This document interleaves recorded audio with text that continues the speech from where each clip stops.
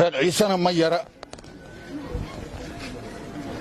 meel kastuu joogaa in laysku wada u baahan yahay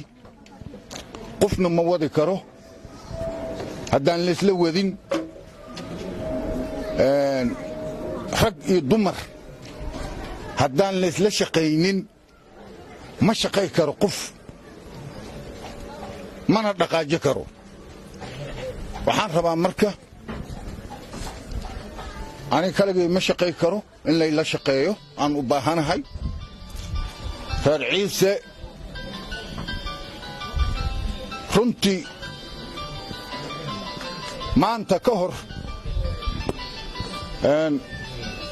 cid u maqanna ma lahayn ceelna uma qodnayn laakiin insha allah ilaahay idinkiis wixii maanta ka dambeeyo asaa ceel qodo doono oo biyaha u ka cabo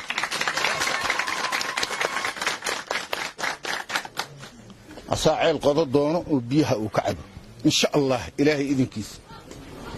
waa dhaqaaqay waana dhaqaaqi doonaa hore u socod doonaa in la hoos yimaado ma ogiye